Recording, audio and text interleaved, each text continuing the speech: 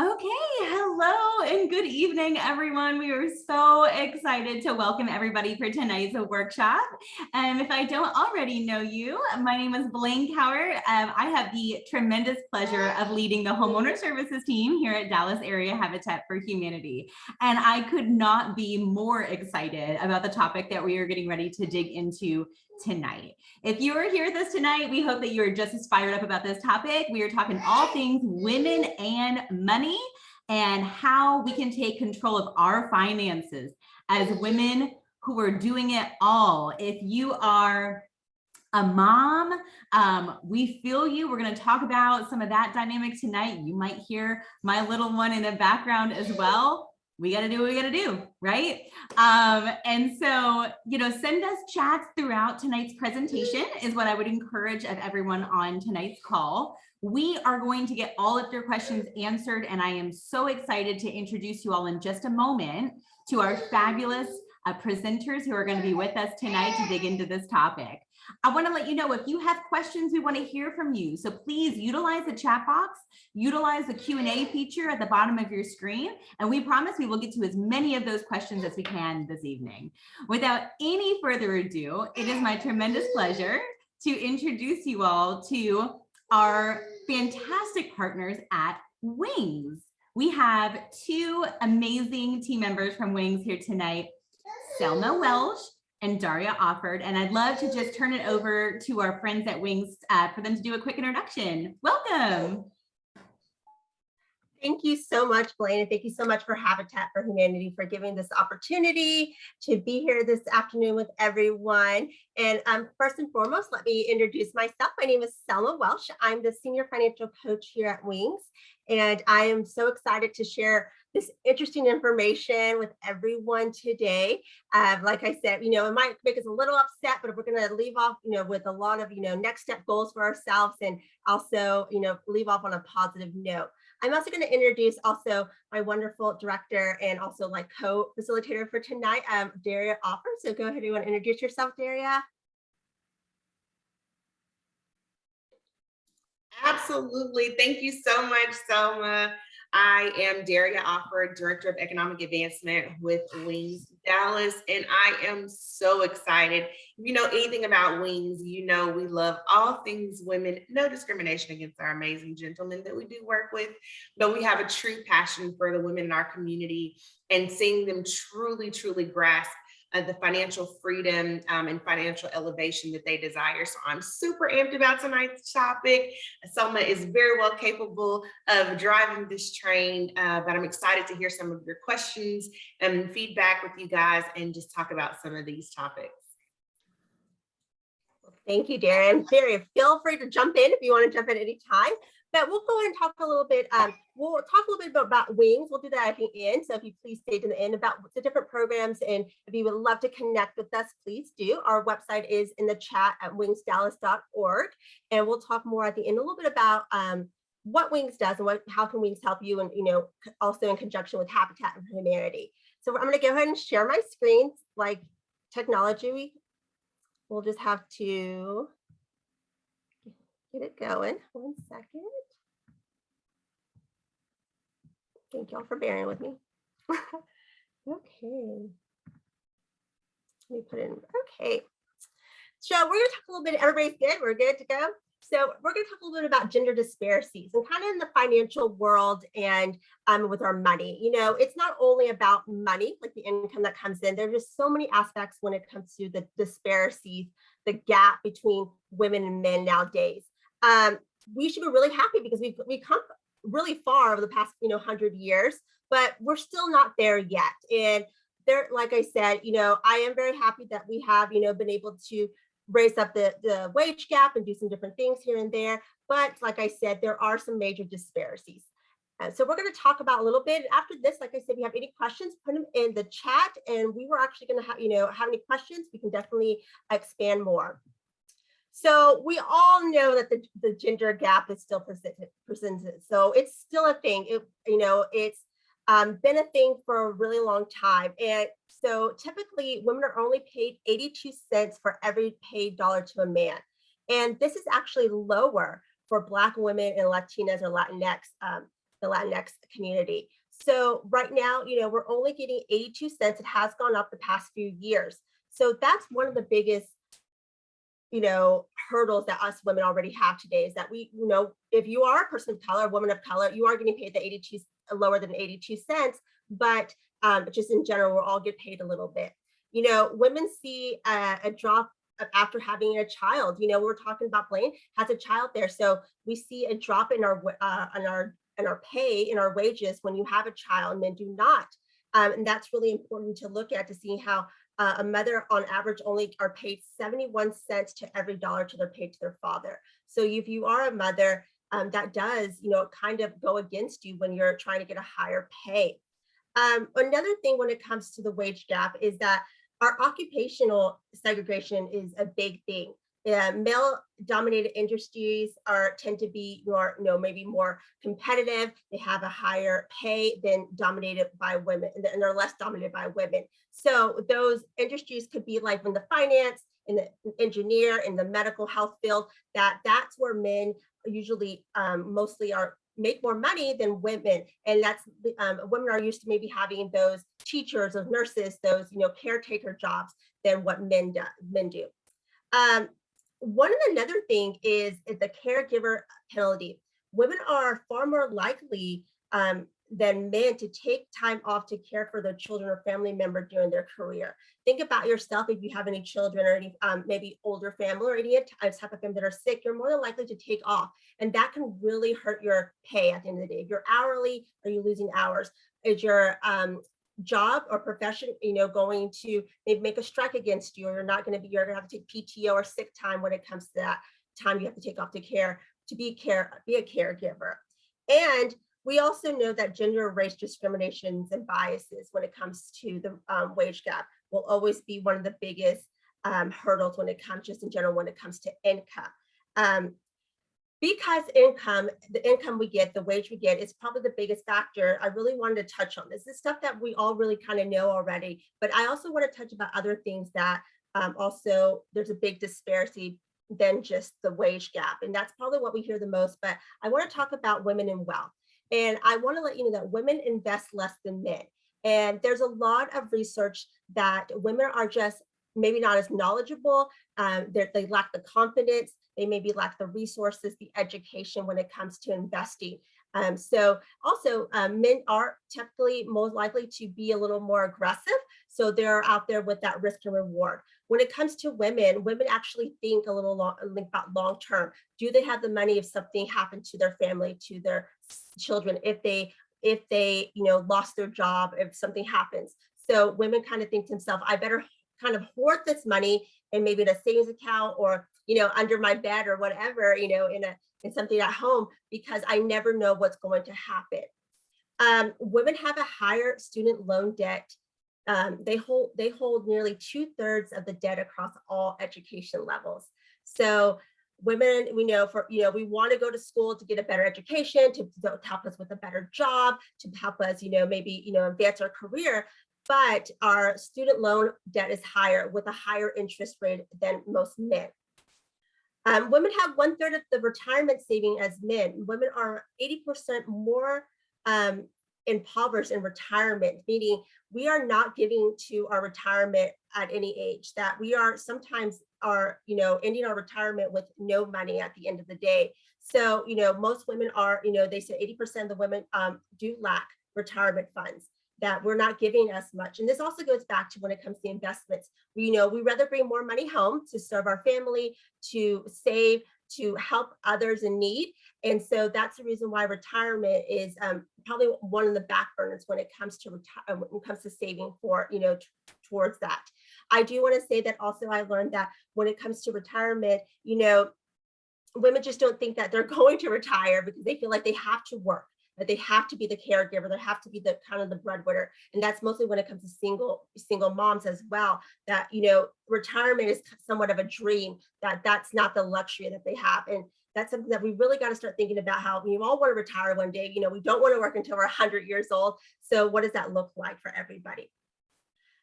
Single women pay more for mortgage loans and are denied more than single men or couples. So if you are a single woman or a single mother, you're actually denied more when it comes to those mortgage loans, and or you actually have a higher interest rate or a higher loan.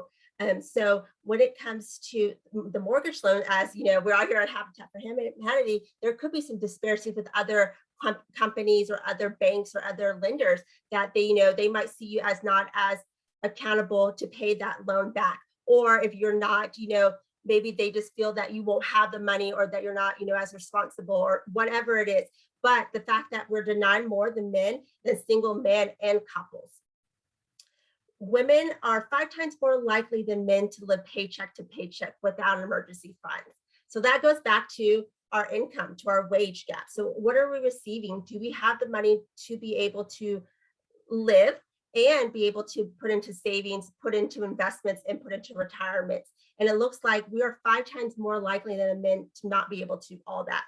So we're living paychecks to paycheck, and that can cause a lot of stress. That can actually, if you are, let's say that you missed a few days because the fact that you had a sick child or a sick parent, how that affects your whole budget for the whole month, and how that's going to, you know, push you back. Is that going to have you have late payments? Is that going to have to, you're going to have to not, you know, be able to do something with your family because the fact that the income is less than what it was. So it's important to know that, you know, most women do live paycheck to paycheck. I just want to jump in real quick, Selma. I'm so glad that you just listed all of those things. One of the things that strikes the most interest to me is understanding that in our nation, about half, it is about 50-50 now, of households are headed by women. Mhm. Half.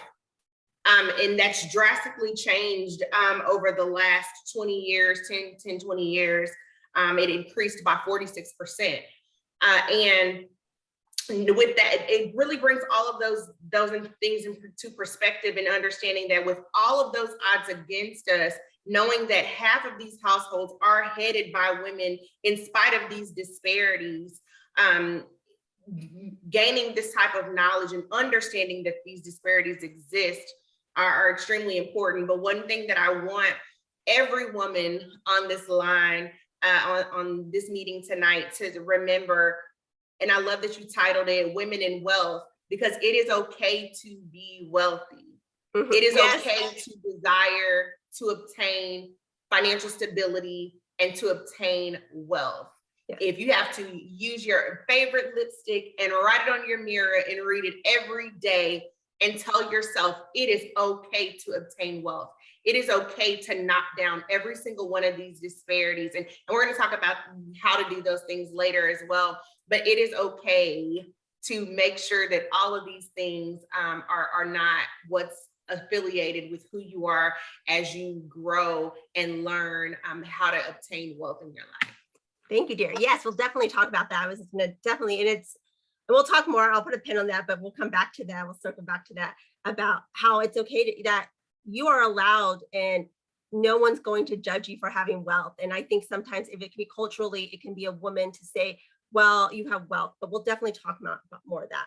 You know, there's a lot more factors, and I'm going to highlight some more. Is that it's sad to say that 1/3 of women lack financial literacy, and mostly among women of color, that they do lack them along, you know, financial literacy. It could be due to, you know, not having the time, not having the resources, you know, maybe lack of the education when it comes to that. So that's one thing, the biggest factor when it comes to women, is they maybe lack that financial education. So they're just, it's the unknown. And then we're scared of the unknown. Okay, so that goes back to, you know, we don't want to invest because we don't know what's going to happen, you know, in 2 months or 2 years from now. So one of my favorite things to talk about is the pink tax. And I don't, I want to know that, you know, we actually as women get paid, we have to pay for things more. If you ever, you know, the cost of a razor is 2 times higher than what a man has to pay for a razor. So we are getting charged for products that are marketed differently because it's pink instead of it's brown or whatever it is. So on average, the pink tax actually costs us over about $1,000 a year when it comes to things that we buy for ourselves. So just think about items, that you have, household items. It can be from shampoo, it can be from even makeup, it could be, like I said, shavers, anything that's basically more marketed to a woman. So if it's, like I said, the pink tax, if it's pink or glittery or whatever, they're actually making us pay more money than what a man would have to pay when it comes to just like a regular razor. On average, women will reach their peak earnings at age 44. Meanwhile, the men will raise at 55. So that is almost a 10-year difference, that we actually peak our earning age at 44. So most likely is that once you're at the age of 44, that's probably as high as you're going to get. Unlike men, they still keep going. So it's already, we stop and they keep going. And so, just think about when it comes back to retirement and savings and investments, how that's a big disparity right there. Another one, what really kind of hurts women in the financial world, it's obviously divorce. Divorce often has a larger impact on women's finances than men. This could be because maybe the men maybe earn more, and the women are not going to have as much money coming in. So it's a bigger barrier for women when there is a divorce. And then also talks a little bit about financial abuse. 99% of most domestic violence cases, there is some type of financial abuse. So they're not able to save. They're not able to put money aside for maybe their goals or for any type of wealth. That all that money goes to maybe the significant other, or their partner. So divorce and financial abuse is definitely two major barriers when it comes to women. Lastly, and a few more things, that 54% of mothers have needed to reduce their hours at work due to a family responsibility. So think about any time with you, or maybe somebody that they're having to leave work early because their child, is sick at school, that they're having to not, maybe even take an extra shift because they fact that they pick up their child, or they maybe not even have to go to work. And think about, they might not be able to take an extra training because they're the caregiver at home. So 54% of mothers, they needed to basically reduce their hours, and also maybe a training to help them maybe succeed in their position. 65% of women versus 52% of men say that their number one source of stress is financial. Okay, so it looks like that women stress more, and we'll talk a little about this, but women stress more than men about when it comes to their finances. So, and just think about how stress can affect so many aspects of your life. And that gets me back to my next thing. So, but why? Why is all these disparities happening to us? And there's many reasons. Everybody's lifestyle, everybody's life, everybody's culture is different. So there's different reasons why some women maybe have these disparities and some women don't. But most common is that, like I said, it comes down to confidence. Women really, has been studies shown, and many people know that we lack the financial confidence. We are afraid to go out there and ask the questions, or we might not know where to ask the questions. Okay, where do we get those resources? And that's why organizations like Habitat for Humanity, Wings, any type of social service organizations is great to follow up. And that's why we're really here at Wings, to really help the women gain that confidence to be able to go and get wealth, to go and get a higher education, to go and buy a home on their own. So lacking that financial confidence. And that's probably one of the major reasons why women just don't invest, because we just don't know. We're just like that confidence. Money anxiety. So women are actually getting physically sick now. Okay. Physically sick, either, by health wise, weight wise, mental health wise, when it comes about talking about money. Nearly, women are nearly twice as likely to have negative feelings than a man. So, like I said, not only is it, with our income, but it's also affecting our physical or mental health. So there's so much anxiety that it's scary for a woman to maybe pull that credit report. It could be scary for them to check their bank accounts at the end of the week. It brings up a lot of feelings when they look at their household budget of the month. So there's, it's physically making women sick to talk about their finances. Most, like we talked earlier, we're mostly the caretakers. we take care of not only our children, but maybe an elderly family member, our parents, animals, even other people around the neighborhood. So we're usually the caretakers of the household. So that's one major setback, because we're not able to put maybe more into our financial well-being because we have to take care of others. It goes back to maybe not controlling their own money. This can come back to maybe the financial abuse, or maybe just not having the education to control their own money. So they rather have somebody else control their money. I have worked with a lot of women who says that I just don't know. So I gave everything to my significant other to control. So if there was a divorce, that they had to learn from scratch. So not in control of their money. And the message that society sends to women and girls around money can be damaging. So we always hear that women, they're spenders, they love to shop, they don't know how to handle their money, they like to, use the credit cards. So, think about any type of like movie or show that was showing some women shop and how they, spending so much on clothes or shoes. And there's just this negative, stigma out there that women spend money like nothing, that they are not worried about the future. So it's actually really damaging about what we see on any type of society or any type of media about women. Most ads are trying to connect to women to buy something. So that's really damaging. Even at a young age, girls are getting that message that they have to spend money, that they lack the education to be able to be wealthy. And like I said, lack of education, but starting late. That many women that they're realizing I needed to do this, but they're starting at maybe at an older age, which is okay, which is great as long as you're starting. But maybe, if they would have started at a younger age, maybe they would have more money into their retirements. But just starting too late is another reason that a lot of the disparities happen. Now, the past few years, about 2.5 years, we have been going through a crazy pandemic. And this year, that they have actually called the pandemic, and they call the C session. Okay, in 2007, 2008, 2009, it was actually called the man session, because it was traditionally hit men harder than it hit women. Now, this recession, C session, is actually hitting women harder than men. And reasons are because the worst hitting industries were those that couldn't be done virtually. Okay, if they were maybe those in education, health services, retail. So they weren't able, restaurants, and things like that. They weren't able to do those virtually. There was a lot of, restaurants that closed, for a period of time. There was a lot of health services that were closed for a period of time until they got a process. So those were the worst hitting industries that were mostly women worked at.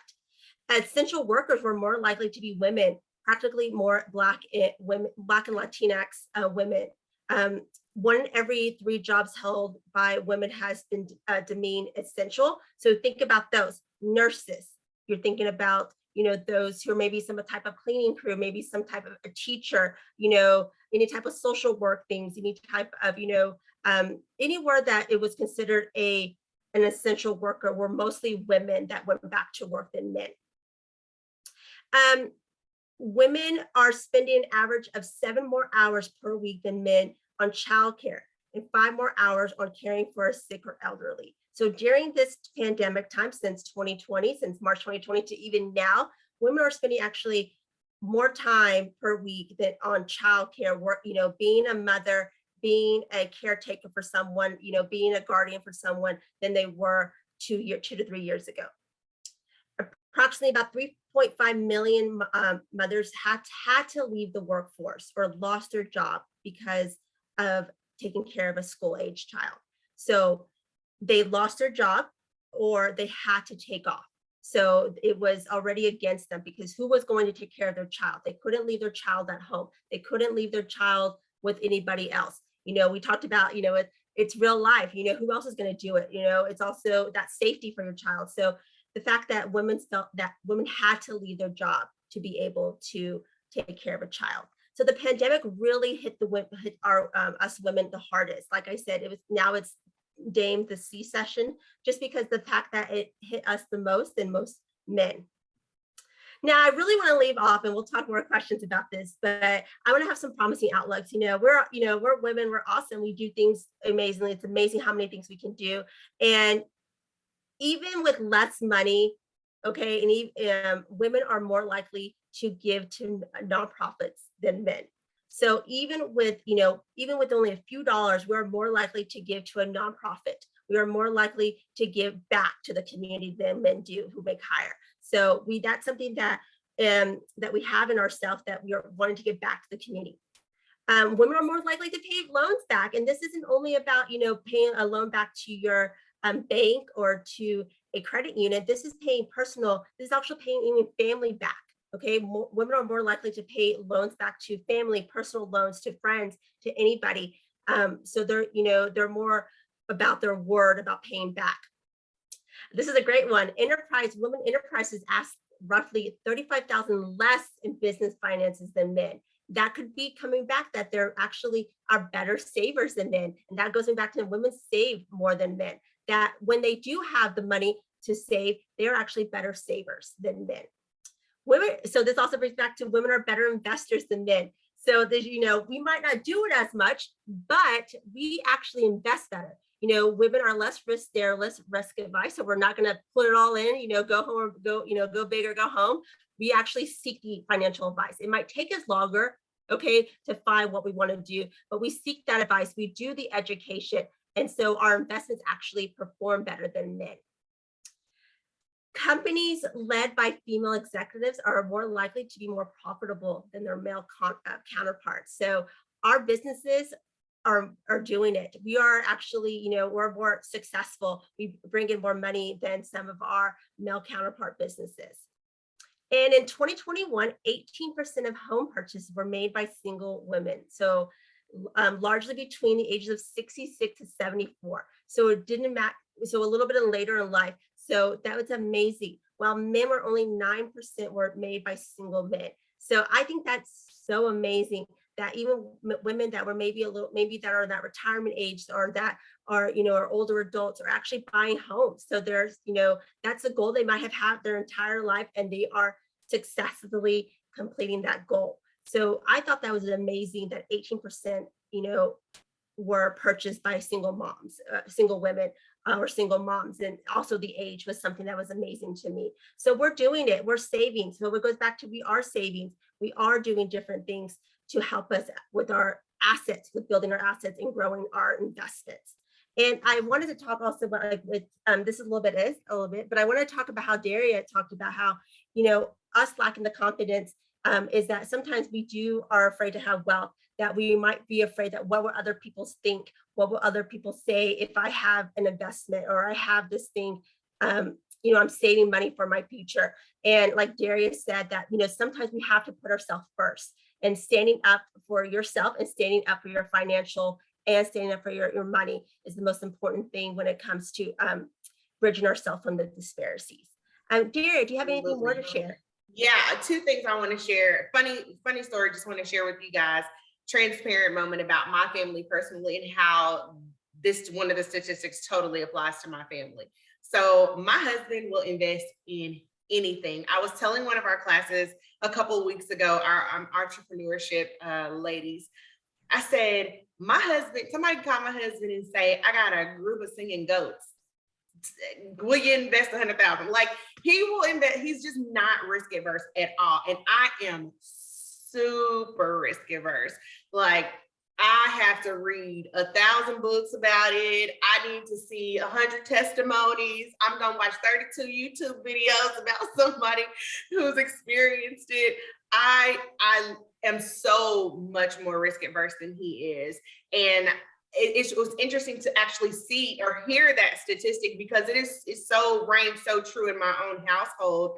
And not that he doesn't see the fruit of his labor, he does, but it's just like, it really is crazy. But one of the things that I wanted to share with you guys that I talked to our team on Mommy Monday that I asked them to apply to this topic for their lives is the acronym DREAM. So the DR for drop, the E for everything, the A for and the M for me.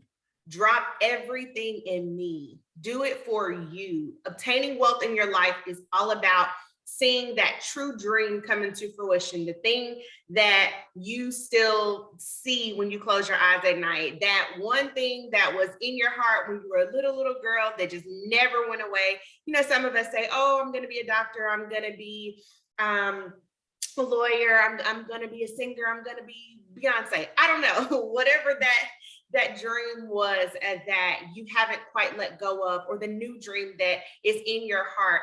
Drop everything and need and focus on what it is that you need to obtain to see those things happen. If that is saving, if that is getting your debt under control, if that is focusing on your credit score, if it's launching that business, whatever it is that's going to help reduce these disparities personally for you. All of these things may not apply to you. You may be the best investor on the block. Hey, maybe you need to teach a class for us. You may be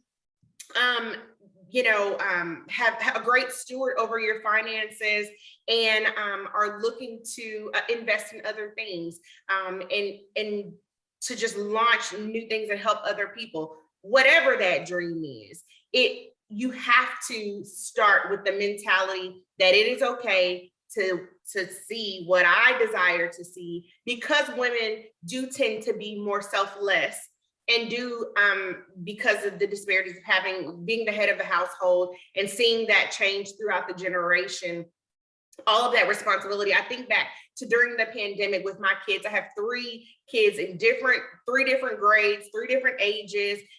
And during the pandemic, trying to figure out who was supposed to be on Zoom when, what time is your class, when is your teacher on? It was crazy. And I had a spouse to help me, and I was literally want to pull all my hair out of my head. So trying to juggle all of those things. I remember even when my kids were smaller and deciding to take time off of work for potty training. That was a decision I made at the time. There's so many things that we do carry on our shoulders, that it is okay to carry your dreams to. It's okay to say, I want to obtain wealth. I'm going to obtain wealth. I'm not going to be fearful of obtaining wealth. And I'm going to create those SMART goals so that little by little, I can chop away at the things that are keeping me from being my greatest potential. Thank you. Yes. Blaine? Yo, this conversation is giving me so much life. Drop us a note in the chat if you are just loving these gems that Daria and Selma have dropped for us tonight. I would love to dig in just a little deeper on some of these topics with y'all, just kind of women to women conversation. Like I said, I feel all of this as a woman, but particularly as a mother, and just, so much of the issues, that are compounded that Selma, that you just ran through in the presentation. First of all, thank you for ending on a positive note, because the truth of the matter is we know at Dallas Habitat, and I know that y'all know certainly at Wings, that women are already doing the thing. It's already in full swing and full motion. And so if you're here tonight and you're thinking, I'm interested in starting a business, I'm interested in buying a house, I want to achieve my financial goals, it is possible. We work with families, specifically women, who are crushing it every single day. One thing that I have found to be true in my time at Dallas Habitat, just to kind of piggyback on a statistic that Selma threw out there. Selma, I think that you mentioned something like 18% of all homeowners are single women. So think about that. Nearly 1 in 5 homeowners, y'all, are single women. That is pretty phenomenal, right? Just to expand upon that, specifically here at Dallas Habitat, we find nearly 70% of our homeowners at Dallas Habitat are single women. And so it absolutely can be done, because it is being done right now. And I think a large part of that, from my perspective, is due to grit and determination, and this really sincere perseverance. So many women that we work with, for instance, say, geez, I've been thinking and dreaming about home ownership for years and years and years. I finally took the plunge. My question to you all is, what advice do you have for some of us who might be on tonight's call and are thinking, Daria, I hear you. I want to dream. I want to drop everything and think about me and what I want to prioritize. And sometimes that might feel easier said than done, right? What's like an actionable step that we can take to move the needle for ourselves? Absolutely. So what I realize that we see a lot of women do is wait until they're in desperation or wait until all the chips are down to reach out for help. Sometimes it's not that I have to be all the way in the ditch to extend my arm. Sometimes it's that I just need to reach out to help get those steps further. I don't have to be on step 0. I can be on step 10 trying to make it to step 11. So sometimes it's understanding that even when you're on solid ground, it's okay to take those steps of elevation, educate yourself, look for resources, organizations like Habitat, organizations like Wings that have programs that are beneficial for helping with home ownership, understanding everything you need ahead of the game. Don't wait until it's time to close and then find out what escrow is. You understand what I'm saying? Like let's educate ourselves ahead of the game. Let's be ahead of the 8 ball so that we can truly be knowledgeable of those things. When you think, everybody thinks about that stigma of never send a woman to the car dealership by herself kind of thing. A man, someone or salesperson will take advantage of a woman going alone. But it's about education. I will spend 10 hours on the internet, focused on educating myself before I go somewhere because I like to go with the facts. So that's my main advice to women. It's all about gaining those resources and that knowledge prior to taking the step so that you're well equipped and well prepared.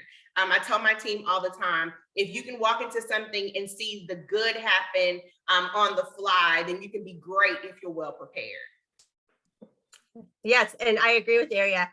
And I'll just take it back, but we think of these huge goals, this home buying goal, and there's so many things that go when it comes to home buying goal. And I really want to let people know is what's something small you can do right now to help you with that home buying goal. So if it is, looking at your debt. So don't think as this huge thing. There's so many things when it comes to home buying. You look at your credit, your income, how long you've been working somewhere, sometimes that real estate, agent. There's so many things, right? But what's something small you can do? And I want to really, let these women or whoever's on this call right now know that it's, those small little steps are actually, they're helping you overall. And it's good to take those small steps. And it's good for you to be your own cheerleader about those small steps. So what's something you can do to help you with that goal, and sometimes, I'll talk about this, even having a conversation with a significant other, with your family, calling Habitat, calling Wings is one of the biggest steps you can take. And that goes back to point that education, right? Maybe say, hey, I'm not that, savvy when it comes to XYZ, so I'm going to need some help. And I think that's, sometimes that takes a lot for a lot of people just to, reach out or to follow up with someone. But just having that conversation is a great goal. Saying, we want to buy a home within the next, whatever years. These are things that, I would love to do. Maybe it's cutting down our budget, cutting down our budgets, or maybe saving a little more, bringing some passive income in. But, I really want you not to think of it as a big picture. Think of what are some small tasks you can do over time to get to that. And by the time, like I said, and by the time you know it, you'll get to that, buying that home or whatever that goal is. I love both of those perspectives. And I would say amen to both of those things. This is why, y'all, this is why we focus so much of our energy between both of our agencies, right, in education. This is why. And it's not, financial education is not just helpful if you're interested in buying a house, of course. It's also helpful if you're thinking about one day sending your kids to college, planning for retirement, like Selma discussed, starting a business of your own. All of these things, you can really equip yourself with that financial foundation. And, I'll share that a lot of the education resources that are out there at nonprofits are completely free of charge, right? And so you don't have to necessarily make a financial investment in this. You don't have to go all in. We have a lot of those resources. Wings does as well. We'll make sure, that we continue to drop in some links in the chat for you guys on those resources that we have available. But consider joining Wings for a workshop. Consider going on to Habitat's online modules, the self-guided, self-paced modules that we have, right? Can't make it any less intimidating than that, to take advantage of something that's just at your fingertips. Selma, you segued nicely into another question that I have. You mentioned the importance of having conversations, and whether we're a single woman or we have a partner or significant other, I think that still when it comes to women and money, there's a lot of stigma. Sometimes I think a degree of shame that we carry. Maybe, we feel like we don't have all of the information to ask the right questions or to open that dialogue, or we just don't feel brave enough, right? To open that dialogue with a significant other or somebody that's close to us that we might be sharing income with or a household with. What advice do you all have as financial coaches who work hand in hand with women every day on how we can open up healthy, productive conversations about money? Yeah, and Jared, I'll tell you something. My talking to my husband sometimes is hard about money, and he's in the financial world. Okay, okay, he's a CPA, and I'm in the financial world, and it's still hard. It's one of the hardest topics. I tell people we talk about everything under the sun. Okay, like literally, but we will not talk about our finances. We won't even talk to our significant other, our children, anything. And that's one of the biggest steps, and I think that's something that a lot of the women I have worked with, is that's one of the biggest goals, to say having that conversation. It's taking the right time to have that conversation, because we know that talking about money can be hard. It can bring up a lot of emotions. It can bring up past emotions. It can bring up future emotions. We might have this thing about I wish I was here, or I wish we were there, or keeping up with the next door neighbor. So I really try to say that kind of what we would do is maybe just brainstorm those ideas, what you want to talk about, and say, okay, this is an open conversation, and kind of make some rules for each other, about, what, how, maybe it's only a 5-minute conversation or 10-minute conversation. It's not going to be a whole day process. But yes, talking about finances, and it's funny because we all want money, we all want to make money, we all have to pay bills, we have to do whatever, and we just cannot have that conversation.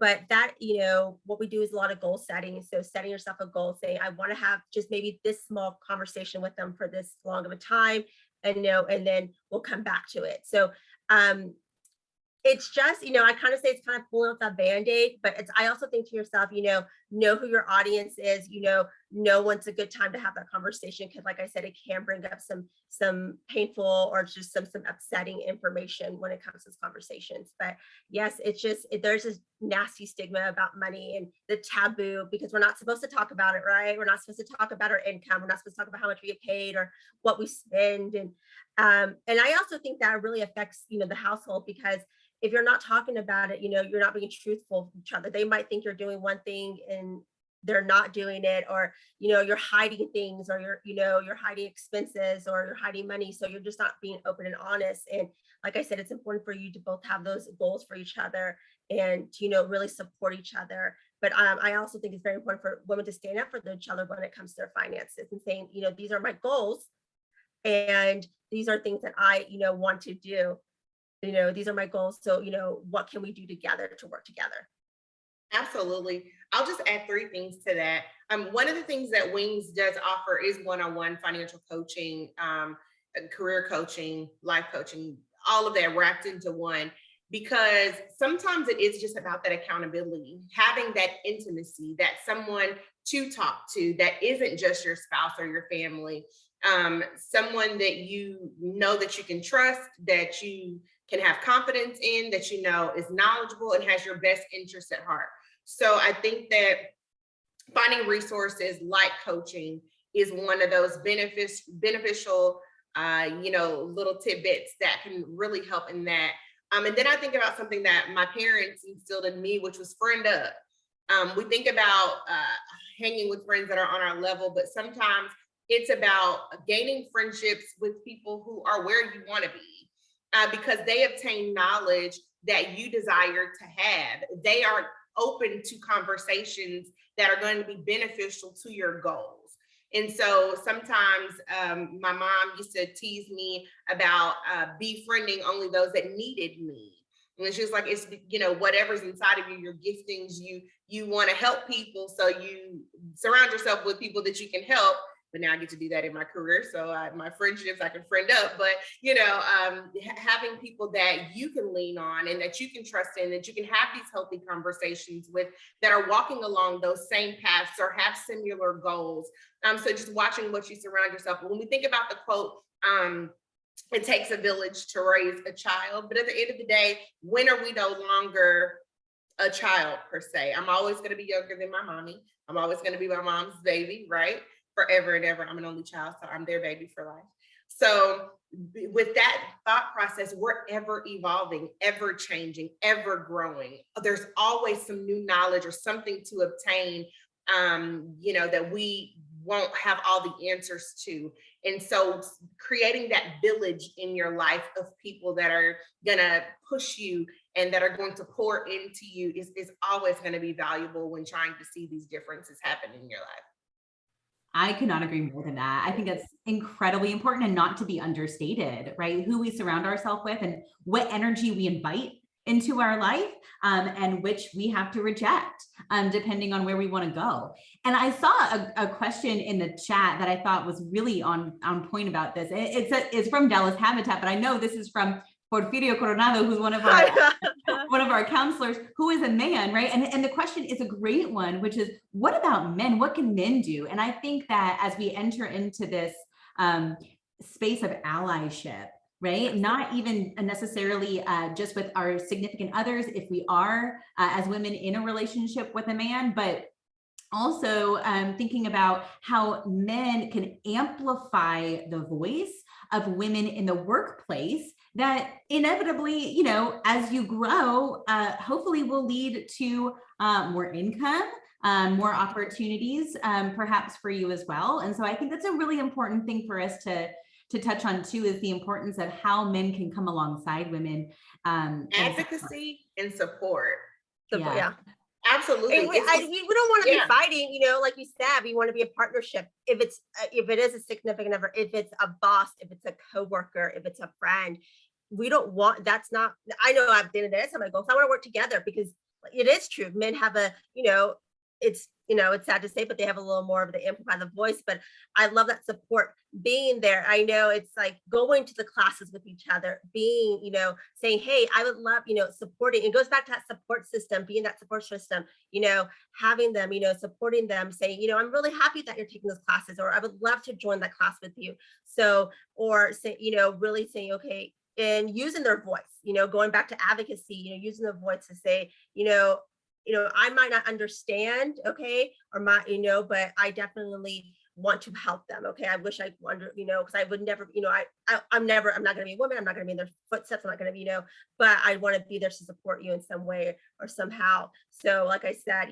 I love when I get couples that come to classes together. Okay. And I love when that, or one takes one coaching, the other one takes a coaching, because they have similar goals, but they also have different goals too. When we understand that as a coach, that we can't do coaching together, because one will always kind of shine the other one. So it's important to have those different coaching sessions. But I love when couples, and that they're supporting each other, when they're supporting their women's small business, or they're supporting of the home buying, or going back to school, or just taking the class together just to learn. But yes, speaking up, even in the office, with just friends and family as well. Yeah. And it's okay to ask the women in your life, how do they best feel supported? One of the things I'll share another personal story. My husband was very coached. He played football. So, and my dad was the same way. I told him, you can't coach me. I never did anything athletic. I'm not sports affiliated, other than the fact that you make me watch football, and my son have to sit out in the hot at all of his games. So you can't coach me through things. That's not how I understand. That's not how I receive support. And so it's okay to ask the women around you, your colleagues, your coworkers, the women in your community, the women in your family, how best they feel supported.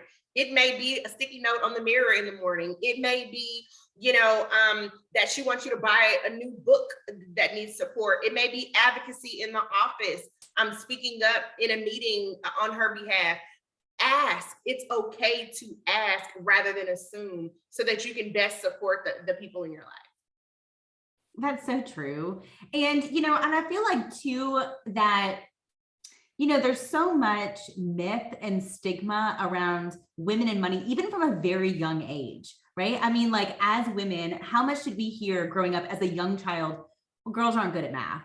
That's a boy thing, right? And I mean, this stuff becomes ingrained in the way that we think about ourselves and how we reflect on what we're good at and what our strengths are and what we're capable of. So some of this even is unpacking some of that as an adult and being able to recognize, like, yes, I am worthy, I am capable, and I am absolutely, I have the tools, resources at my disposal to be able to do these things that can change the trajectory of my life. And perhaps, to your point, Daria, about, asking for support when that's needed, or can be useful, that might even be, asking for that significant other in your life, or if it's, someone at work, a friend, whomever that might be, to say, are you willing to sit me down and kind of walk me through this, right? Because maybe I've been counted out my entire life, that's not something that Blaine's interested in or cares about, or able to pursue, but it's absolutely something I want to learn more about. When I think about a topic that doesn't fit this criteria hardly any better than anything else, I think that would be investing, right? I mean, like, as women, do we get coached on this, in our personal lives growing up? Absolutely not, right? And so you do have to wonder, some of that risk aversion that we talked about earlier in the presentation is simply due to the fact that we haven't been exposed to a lot of the information about how to tap into the stock market. I wonder, as we kind of wrap up the conversation today, do you all have any resources, like in particular? I know you all work very heavily, of course, with women, as do we at Habitat. And I wonder, do you have any resources in terms of, it could be, influencers, financial gurus, authors that you follow, anyone kind of in a position of influence that you say, you know what, as in terms of women empowerment for finances, this is somebody I recommend digging into? So just because I literally had to pull it out of the drawer when you said it, I am currently reading, and this was recommended to me by a client. So we were coaching a client, and the client, which is why a coaching relationship is super beneficial, because you never know when it's going to snap back and bless you. So she suggested this book to her coach, and then the coach got it and I did, but it's We Should All Be Millionaires by Rachel Rodgers. And then of course I had to get the workbook with it too. But it is about women, specifically these same statistics that we talked about, and how to get over all of those barriers in your personal life. And it is phenomenal. It is my daily read right now. So we can read it all together, all of y'all on the call, and me too, as we all continue to grow. And I just think that, just thinking back about just investing, we also host our Fluent in Finance series, and the end of that series is all about investment. Retirement, Selma does a crazy amazing job at teaching, just that next level. Everybody's starting point is not the same. And so understanding how to customize your desire to see residual income, to see passive income happen in your life in your capacity. So I think that that's another resource that we personally have at Wings that would be super beneficial for those that are looking to get their feet wet when it comes to investment. That's incredible. So I will say, the Dallas Fed has really great resources. So if you ever go to their website, they have a really good, just an investing 101 book on their website, the Dallas, the Federal Bank. So they have a website. That's a really great website.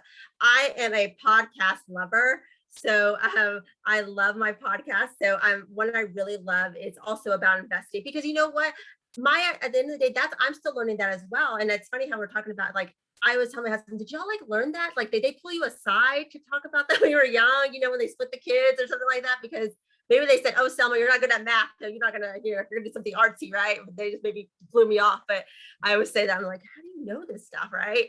And, but one of my favorite podcasts, it's called Financial Feminist, and she's actually she actually talks about investing. So how do you invest, those who are maybe at a younger or to a middle age, how do you start investing and taking that stigma, and it's actually building that confidence to be investors. So there's some really great podcasts out there. But like I said, following, finding different, oh yes, Clever Girl. So actually for the Clever Girl Finances, I actually listened to her podcast today because I wanted to hear a little bit. She's a great one as well. But I think there's a lot of resources out there. My only tip is make sure that it's, accredited. So make sure there's something that's out there, but following up with some type, there's a lot, Wings or Habitat to a financial coach, right? They're going to give you those tools. They're going to give you those tips. They're going to, kind of put you in the right direction if you have any assistance but I also think, like I said, I think a coach is such a great cheerleader. I have my personal coach, and if I didn't have that person in my life, that's that cheerleader in my life, something, that small step I do that maybe somebody wouldn't care as much, but like I said, they cheer me on. But yes, following up with, with any organization, I think that's a really great resources. But there's a lot of different podcasts, a lot of different books. The Millionaire Next Door is a great book. That's a pretty good one. Yeah. I think most people love that one. Yeah. But yeah. Thank you, Selma. And seeking those free resources is everything. There's a gimmick out here for you to pay for everything. Oh, pay me, I'll raise your credit score. Pay me, I'll help you reach your first $1 million in investment. Seek free, accredited resource. Right. That could not be more true. We dropped a link in the chat about our keynote speaker. We love Clever Girl Finance at Dallas Habitat. We love Bola Sokunbi, who is the founder of Clever Girl Finance. I have her book with me on investing. We talked about women in investing, and I would highly, highly, highly recommend her book on investing if you are a woman just trying to figure it out, like understanding. I'm not talking about investing in a 401k or a mutual fund. I'm talking about stock trading that many of us are like, whoa, that's way outside of my comfort zone, right? So these are resources that are out there and available. Bola is our keynote speaker for this event this week. She will be here on Thursday at noon. So if you have not registered for that conversation, please do. It's going to be incredible. She is amazing. And she does offer a ton of free resources, to Daria's point. All of her resources on her website are totally free and available to anyone. Thank you so much for dropping that in the chat. That's awesome. We want to let everyone know before we wrap up tonight that this was just day one of a 5-day celebration of Financial Literacy Month. It's the first week of April. April is National Financial Literacy Month, so we've got more content coming at you this week.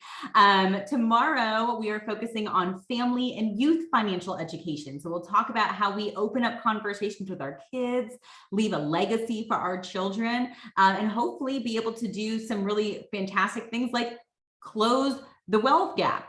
And so be sure to join us for those sessions. We'll have Catholic Charities here with us at 10 a.m.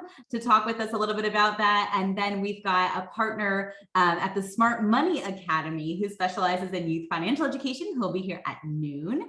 And these sessions, like all the sessions we're doing this week, are free and open to all. So we would love to have you. Selma, Daria, thank you all so much for this incredible conversation. I have learned so much from you all tonight, and I've really just enjoyed chatting about how we can do better as women. Thank you so much. It's such a good opportunity. Yeah, I love this. I love this topic. So thank you everyone for being here this evening and taking some time out. Yes, thank you so much to Dallas Habitat for Humanity and just for this opportunity in the conversation. It's always great to converse with you guys and help the women in our community.